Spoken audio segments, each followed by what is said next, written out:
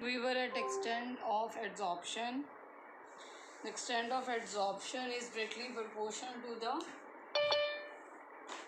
liquefaction of the gas. Okay, we have done yesterday. We started yesterday. In the physical, it depends ease of liquefaction of the gas, and in case of chemical adsorption, no such connection is there. So there will be no such connection. Why? But which gas can be liquefied, which can't be? We have started yesterday, like ammonia, जिनमें polarity होती है, जिन gases पे sulphur dioxide या HCl जिनमें polarity है, उनकी ease of liquefaction ज़्यादा है एज़ कम्पेयर टू जो गैस नॉन। हमने ये कहा कि ऐसी गैसेस जल्दी लिक्विफाई हो जाती हैं, मगर ऐसी गैसेस जल्दी लिक्विफाई नहीं होती। ठीक, और इसको हमने क्रिटिकल टेम्परेचर की बेसिस में बताया कि क्रिटिकल टेम्परेचर क्या होता है बेटे। It is minimum temperature above which a gas can't be liquefy howsoever pressure you will apply. जितना मर्जी आप, क्योंकि हमने 9th स्टैंडर्ड में करते हो, कोई भी गैस लिक्विफाई करने के लिए दो चीज़ें लेनी होती हैं, एक लो टेम्परेचर, एक हाई प्रेशर। वो कहते हैं जी अगर ये टेम्परेचर आ जाए इस टेम्परेचर के अबव, फॉर एग्ज़ाम्पल अमोनिया के लिए जो टेम्परेचर है वो 406 है, और जो हाइड्रोजन के लिए जो टेम्परेचर है वो 33 है। ठीक है बेटे, इसके अगर अबव आप टेम्परेचर ले लेते हो 33 के अबव, तो आप जितना मर्जी आप प्रेशर अप्लाई कर दो बेटे, गैस लिक्विफाई नहीं कर सकते आप। मीन्स अगर मैं 33 से 35, 37, 38 पे रख दूँ हाइड्रोजन गैस, और मैं बहुत ज़्यादा प्रेशर अप्लाई करना शुरू कर दूँ, तो मेरी गैस लिक्विफाई नहीं होगी। ये वो टेम्परेचर है जिसके बिलो गैस लिक्विफाई कर सकती है, जिसके अबव जाके ये गैस लिक्विफाई नहीं कर सकती। इसका मतलब जितना ज़्यादा टेम्परेचर होगा ये, उतनी ईज़ ऑफ लिक्विफिकेशन बढ़ जाती है। ऑब्वियसली हमें वो टेम्परेचर मेंटेन करना ईजी है ना। अगर हमारे पास 406 केल्विन में टेम्परेचर है तो वो हम मेंटेन जल्दी कर लेंगे। अगर हम कम टेम्परेचर पे कोई गैस लिक्विफाई हो रही है, उसको इतना ठंडा करना पड़ेगा, फिर उसके ऊपर प्रेशर लगाओगे, फिर वो लिक्विफाई होगी, तो it will be difficult for us. तो ईज़ ऑफ लिक्विफिकेशन हम क्रिटिकल टेम्परेचर से बताते हैं। क्रिटिकल टेम्परेचर वो होता है वो मिनिमम टेम्परेचर जिसके बियॉन्ड गैस को आप लिक्विफाई नहीं कर सकते। ठीक है बेटे, तो अमोनिया का जैसे जैसे हमारी जो पोलैरिटी है गैसेस में बढ़ती जाती है, वैसे वैसे ईज़ ऑफ लिक्विफिकेशन भी बढ़ती जाती है। वो उतनी आप लिक्विफाई कर सकते हो, पोलर बॉन्ड्स बनते जाते हैं, तो आपस में इंटरेक्ट करने के लिए टेंडेंसी बढ़ती है। इवन आप you use to study that melting and boiling point of ammonia is more as compare to rest of the group in the 15th group, क्योंकि इसमें हाइड्रोजन बॉन्डिंग हो जाती है। तो जितनी स्ट्रॉन्ग बॉन्डिंग होगी उतनी लिक्विफाई करने की टेंडेंसी बढ़ जाएगी।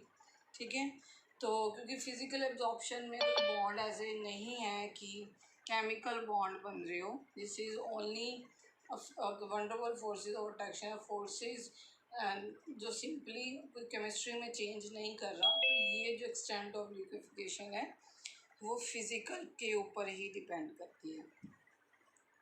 Yesterday also I have told you that activation energy. Now we are aware that in case of physioabsorption simple wonderful forces of attraction बनने हैं। ठीक है, तो इसको इतनी एक्टिवेशन एनर्जी नहीं रिक्वायर्ड, मगर केमिकल ऑप्शन में हमें पता है केमिकल बॉन्ड्स बनने हैं, तो ये it will require. So no requirement as such, no requirement of not required, and here it will be required. Okay बेटे, तो केमिकल्स ऑप्शन में अगेन आपको एक्टिवेशन एनर्जी चाहिए, क्योंकि आपने केमिकल बॉन्ड्स बनाने हैं। इसमें कोई केमिकल बॉन्ड्स नहीं बनाने, तो हमें इतना कुछ रिक्वायर्ड नहीं होता।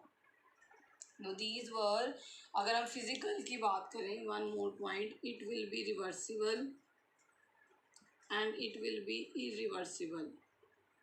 It will not be reverse as such. ठीक है बेटे, ऑब्वियसली क्योंकि weak wonderful force of attraction, आपने टेम्परेचर बढ़ाया, वो मॉलिक्यूल्स दूर दूर चले जाएंगे। उनमें केमिकल बॉन्ड बने हैं, एक नया कंपाउंड बन गया, तो उसको हमें अलग करना मुश्किल हो जाएगा. These are some of the various points to distinguish between physical and chemical. The point we discussed are nature of forces. तो मैंने आपको yesterday we have done the nature. Here there are weak van der Waals forces. Here there are chemical bonds. Enthalpy absorption, again there is no such chemical bond involved in physical absorption, so there will not be any such large enthalpy changes. Enthalpy change is 20 to 40. Here it is change in the enthalpy changes are more. Why? Because there are chemical bonds formed, so enthalpy changes are 80 to 240. So they need high temperature, they need low temperature comparatively.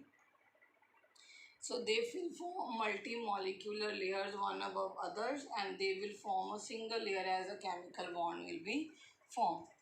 Now one point to remember बेटे, a physics option जो लो temperature पे हो रही होती है, तो सबसे पहले कोई भी अगर मैं किसी सरफेस पे फॉर एग्जांपल अगर मैं हाइड्रोजन गैस एब्जॉर्ब करवा रही निकल के सरफेस पे, तो लो टेम्परेचर पे सबसे पहले ये वान डेर वाल्स फोर्सेस बनाएगी. ठीक है, वान डेर वाल्स फोर्सेस बनाएगी लो टेम्परेचर पे. ठीक, तो उसके बाद अगर आप टेम्परेचर बढ़ा देते हो, अब जब आप टेम्परेचर बढ़ाओगे एट हाई टेम्परेचर, ये मॉलिक्यूल्स क्या होंगे, ये डिसोशिएट करना शुरू कर देंगे. अब ये स्ट्रॉन्ग बॉन्ड्स निकल के साथ बनाना शुरू कर देंगे. अब ये स्ट्रॉन्ग बॉन्ड निकल के साथ बनाना शुरू करेंगे, जिसे हम आपको बोलेंगे केमिकल बॉन्ड. ठीक है बेटे, तो हम ये कह सकते हैं कि जो लो टेम्परेचर पे ओनली फिजिक एब्जॉर्प्शन अक्कर, जब आप टेम्परेचर बढ़ा देते हो वो फिजिक एब्जॉर्प्शन चेंज हो जाती है केमिकल एब्जॉर्प्शन में. ठीक है बेटे, लो टेम्परेचर पे फिजिक ऑप्शन होती है, क्योंकि van der Waals force of attraction किसी में भी बन सकते हैं. आप हाइड्रोजन लेके आए हो निकल के साथ, तो वीक वान डेर वाल्स फोर्सेस बनेंगे. तो जैसे ही आप टेम्परेचर बढ़ाओगे तो ये स्ट्रॉन्ग बन जाते हैं. तभी ये provide, these are catalytic surface which provide a surface to the gas reactant. ठीक है, as they can change their oxidation state, will do in the D and F block. कि इनको ही क्यों कैटलिस्ट की तरह लिया जाता है, क्योंकि अपनी ऑक्सीडेशन स्टेट चेंज कर सकते हैं. They have not one two, they have variable oxidation state. Okay, few more definitions to cover up. One is positive adsorption and one is negative adsorption.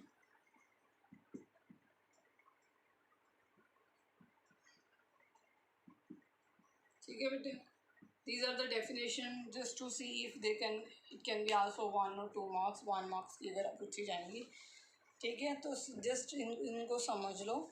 Positive adsorption कब होती है, जब concentration of adsorbent मोर होता है adsorbent पे as compare to bulk. For example अगर मैंने कुछ भी, फॉर एग्जांपल कोई एड्जॉर्बेंट है, ये वाला एड्जॉर्बेट है, ठीक है, उसके ऊपर वेट लगा रहे हो, तो इधर ज़्यादा आ गया एज़ कम्पेयर टू बल्क में कम हो गया. बल्क में 2-4 मॉलिक्यूल रह गए, सारे के सारे इसके ऊपर एड्जॉर्ब हो गए हैं, तो हम ये कहेंगे ये पॉजिटिव है. मतलब बल्क में अब कम रह गए एज़ कम्पेयर टू जो एड्जॉर्बेट है वो एड्जॉर्बेंट पे एड्जॉर्ब हो गया, तब इसको कहते हैं पॉजिटिव एड्जॉर्प्शन. ठीक है, when the concentration of adsorbent is more upon the adsorbate than in the bulk is called positive adsorption.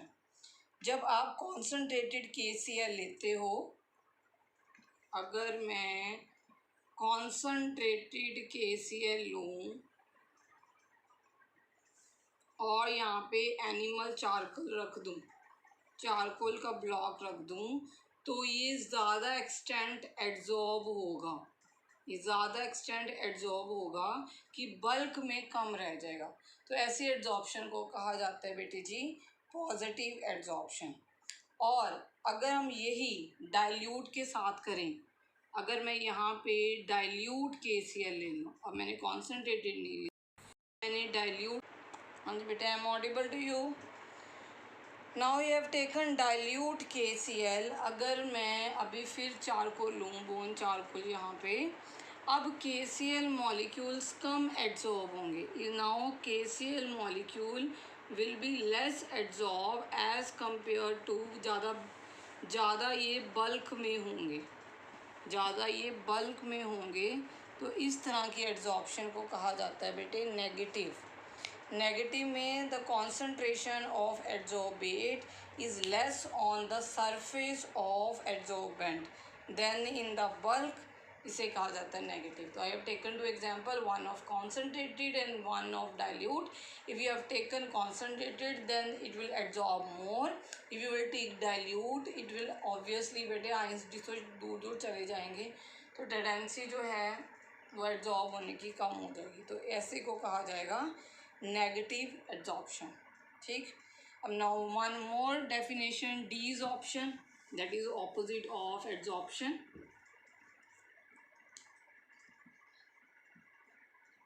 डीजॉर्प्शन तो नेम से पता चले decrease adsorption, डीजॉर्प्शन।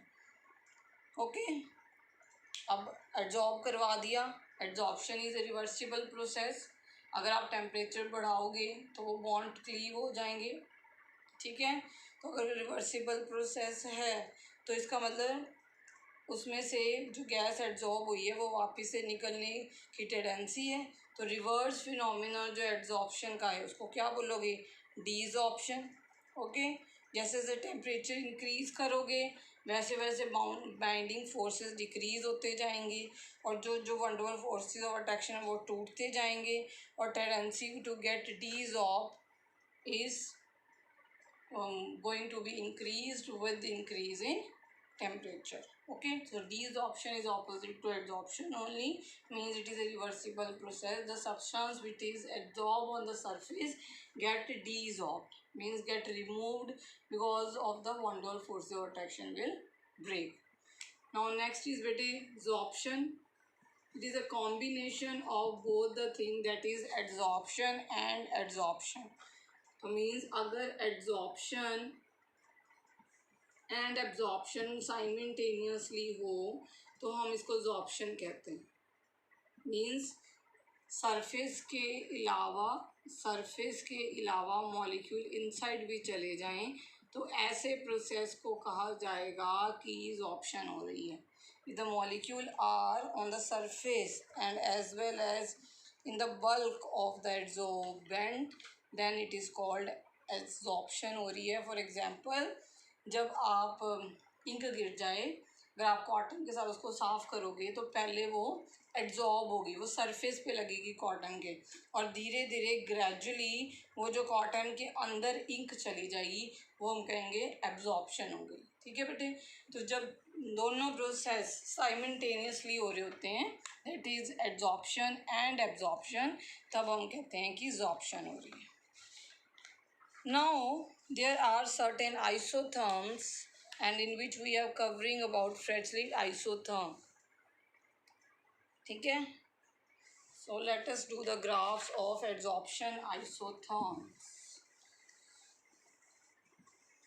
This again can be asked in exams of in the 1, 2 or 3 marks depending on the examiner.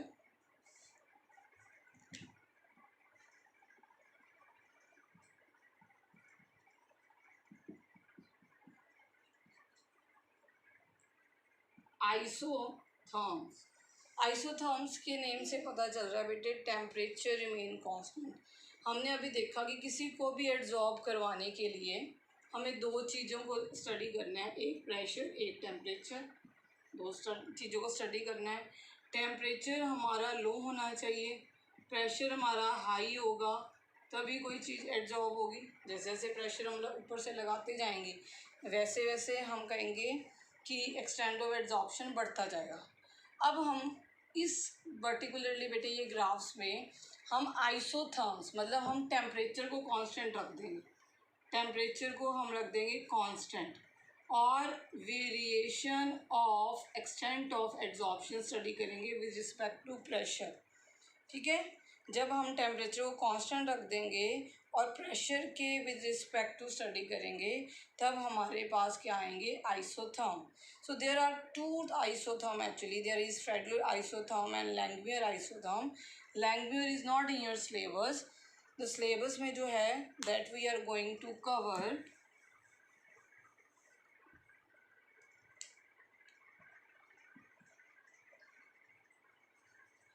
So one isotherm is Fredolic and other one is beta Langmuir. So I am writing the name of the other also, but it is not in your syllabus.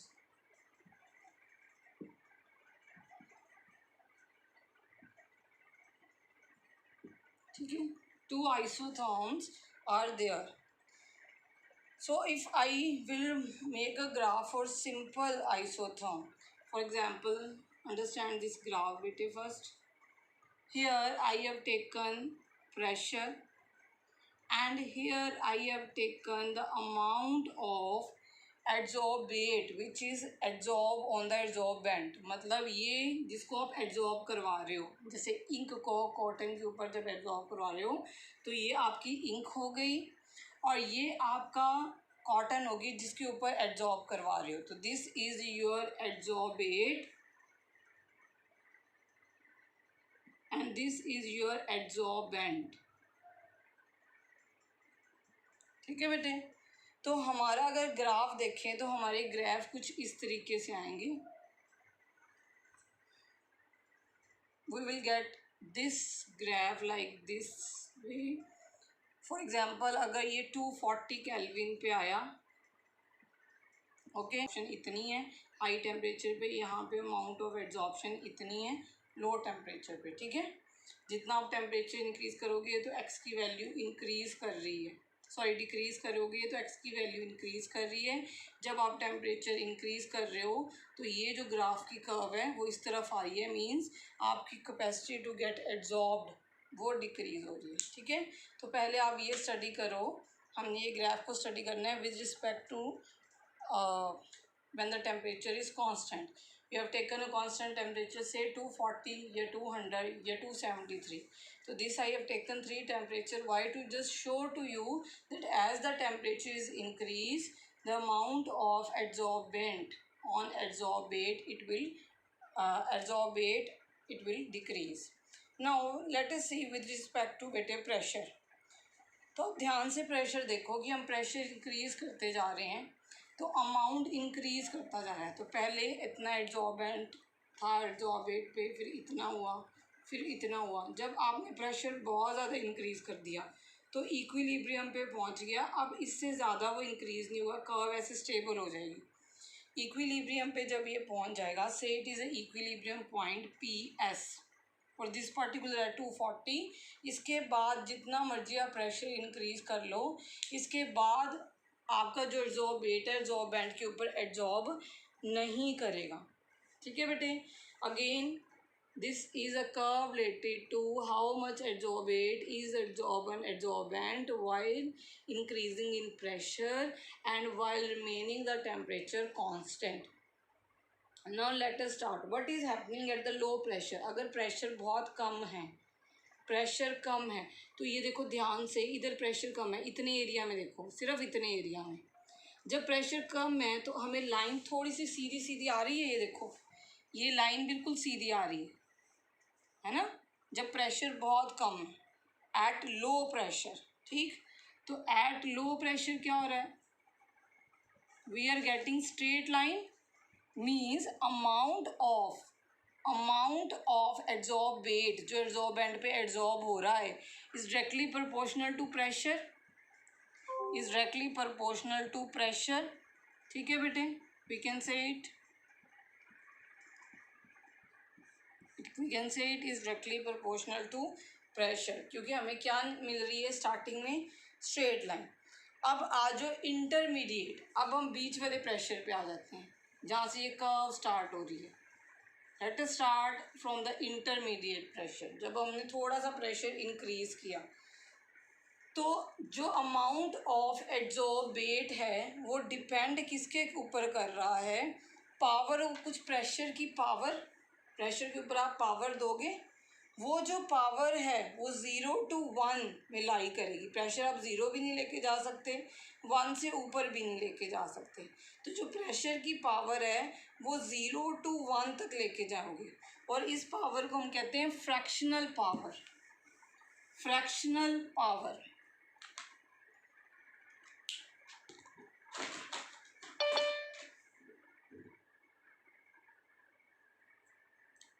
ठीक है बेटे, अब आ जाओ intermediate. Eight intermediate बीच में आ गए हम। अब बीच में क्या हो रहा है, बीच में क्या हो रहा है, x by M is directly proportional to कुछ power, this is called fractional power, okay, which lies from 0 to 1। 0 to 1 में एक फ्रैक्शन ही आएगी, 0 to 1 में बेटे एक फ्रैक्शन आएगी, x by M is equal to K P 1/n। ठीक है बेटे, जो n है that is a constant, this n is a constant which depend upon the nature of adsorbent and adsorbate. जो एड्सॉर्ब हो रहा है एड्सॉर्बेट, और जो इसके ऊपर एड्सॉर्ब हो रहा है दैट इज एड्सॉर्बेंट, उनकी नेचर के ऊपर ये n कांस्टेंट की वैल्यू जो है डिपेंड करती है। Getting my point. तो बेटे जब आपका प्रेशर लो था तो हमें स्ट्रेट कर्व आ रही थी, तो हम कह रहे थे कि ये डायरेक्टली डिपेंडेंट है प्रेशर के ऊपर। जब आपने प्रेशर इंटरमीडिएट किया तो कुछ प्रेशर की कितनी पावर है उसके ऊपर डिपेंड करेगी, वो पावर 0 to 1 के बिटवीन लाई करेगी, और ये फ्रैक्शनल इन नेचर होगी, दिस इज इन फ्रैक्शन। अब हाई टेम्परेचर पे आ जाओ। मैंने क्या बोला था, जब आप टेम्परेचर बहुत ज़्यादा बढ़ा रहे हो तो क्या हो रहा है, इक्विलिब्रियम कंडीशन आ रही है, तो there will be a equilibrium condition. जब ये इक्विलिब्रियम कंडीशन आ गई तो x by M almost constant हो जाएगा, तो हम ये कह सकते हैं doesn't change with the pressure. तो जब आप एट हाई टेम्परेचर आ जाओ, हाई टेम्परेचर, तो x by M is almost constant, कोई चेंज आ रहा है, is almost constant, we can say equal to constant. तो x बाई एम हम कह सकते हैं p की पावर 0 की इक्वल है, तो x by M is equal to K P 0। और द पॉइंट बेटे, ठीक है बेटे, अगर आप लो प्रेशर करते हो तो हमें स्ट्रेट लाइन आती है, वो डायरेक्टली प्रोपोर्शनल है। अगर आप प्रेशर इंटरमीडिएट कर देते हो तो हमें थोड़ी सी इंक्रीज होना शुरू करता है। तो प्रेशर जो है बेटे लाई करता है एक 0 to 1 की रेंज में, और इस प्रेशर को कहा जाता है fractional pressure. When high pressure, जब आप प्रेशर बहुत ज़्यादा बढ़ा दोगे तो it will not depend upon now pressure, क्योंकि इक्विलिब्रियम कंडीशन पे पहुंच जाएगा। तो x बाई एम जितना मर्जी आप प्रेशर अप्लाई करते रहो, उसके बाद इसने नहीं बढ़ना, उतना ही एब्जॉर्ब होगा, ओके। और एट लो टेम्परेचर हमारी कर्व जो है ऊपर की तरफ चली जाएगी, एट हाई टेम्परेचर जो कर्व है वो नीचे की तरफ चली जाएगी। एट हाई लो टेम्परेचर ऊपर की तरफ क्यों जाएगी, हमें पता है टेम्परेचर डिक्रीज करने से हमारी एक्सटेंड ऑफ एड्जॉर्प्शन बढ़ती है, as adsorption is exothermic process. तो हमने ली चैटरली प्रिंसिपल अपना के इसको थर्मोडायनेमिक के हिसाब से भी एक्सप्लेन करके बताना है कि लो टेम्परेचर पे हमारी कर्व ऊपर की तरफ क्यों जाती है। ठीक, अब इस कर्व को अगर मैं इंटरमीडिएट को उठाऊं और इसका लॉग लूं, we will take intermediate and make another graph taking a log. तो ये हमारा इंटरमीडिएट आया था, आई हैव टेकन दिस। अब इनका लॉग लो बेटे दोनों साइड, तो मेरे पास क्या आ जाएगा, log x over m is equal to log k plus ये आगे आ जाएगा 1/n, 1/n log p, isn't it? तो आई विल गेट दिस। अब मैं ग्राफ बनाऊं वही दोबारा इसके और इसके versus. Now I will make a graph between log x upon m, log p versus, then I will get, here I will get slope that is 1 by m. ठीक है, here I will get intercept that will be my log k. This is intercept. Okay बेटे, तो Y M जो आप लगाते हो, तो this is Y, this is C. ठीक है, तो in the same way we can find out. ये एक्स एक्सिस पे लिया आपने, दिस इज एक्स एक्सिस, तो हमने ये कर्व बना के तो हमने ये कर्व निकाल ली. Any doubt? एनी डाउट बेटे? In the same way there are adsorption isobar. Adsorption isobar, अगर आइसोबार्स बनाऊं, आइसोबार्स का मतलब है अब मैंने क्या कर दिया, प्रेशर को कांस्टेंट कर दिया, प्रेशर को कांस्टेंट कर दिया. तो I am making two graph, one is of physical absorption and one is the chemical absorption. तो यहाँ पे हम टेम्परेचर इंक्रीज कर रहे हैं, वी आर इंक्रीजिंग. तो आपको पता है फिजिकल एब्जॉर्प्शन में क्या होगा, जैसे जैसे आप टेम्परेचर इंक्रीज करोगे तो पहले इतना एब्जॉर्ब्ड है, अब कम होता जाएगा, कम होता जाएगा, अब बहुत कम होता जाएगा, अब इतना एब्जॉर्ब है. जैसे आप टेम्परेचर इंक्रीज कर रहे हो तो एब्जॉर्प्शन जो है वो कम होती जाएगी. ठीक है बेटे, पहले इतना एब्जॉर्ब था, फिर इतना हुआ, फिर इतना हुआ, फिर इतना हुआ, फिर इतना हुआ. Obviously weak van der Waals forces of attraction है. इसलिए अब बात करें हम केमिकल एब्जॉर्प्शन की, तो हमें कुछ ऐसा ग्राफ आता है. ठीक है, तो x by M versus temperature chemical absorption में ऐसा क्यों आता है, क्योंकि आप इनिशियली इसको एक्टिवेशन एनर्जी चाहिए, आप टेम्परेचर इंक्रीज करते जा रहे हो, करते जा रहे हो, उसको एक्टिवेशन एनर्जी प्रोवाइड हो रही है, तो उसका x बाय एम बढ़ता जा रहा है. अगर आप टेम्परेचर बहुत ज़्यादा बढ़ा दोगे तो फिर वो बॉन्ड फिर से ब्रेक होना शुरू कर देंगे और आपका ग्राफ फिर से नीचे की तरफ चला जाएगा. ठीक है बेटे, क्योंकि अल्टीमेटली दोनों प्रोसेस एक्सोथर्मिक है बेटे, चाहे फिजिक्स ऑप्शन है चाहे केमिकल्स ऑप्शन है, तो टेम्परेचर इंक्रीज करने से डिक्रीज होंगे. फिजिक्स ऑप्शन की बात करें तो ये तो है ही वीक वंडरफुल फोर्सेस, ये तो जैसे ही आप टेम्परेचर इंक्रीज करोगे ये तो डिक्रीज करेंगे ही करेंगे, ऑब्वियस सी बात है. अगर केमिकल्स ऑप्शन की बात करो, केमिकल्स ऑप्शन में पहले क्या करेगा, इंक्रीज कर जाएगा. क्यों इंक्रीज कर जाएगा, क्योंकि पहले उसको एक्टिवेशन एनर्जी चाहिए, तो पहले तो आपका ग्राफ ऊपर की तरफ जाएगा. जब एक बार एक्टिवेशन एनर्जी मिल गई है, इसके बाद आप टेम्परेचर इंक्रीज कर रहे हो, तो हमें पता है डेल्टा एच हमारी नेगेटिव में है.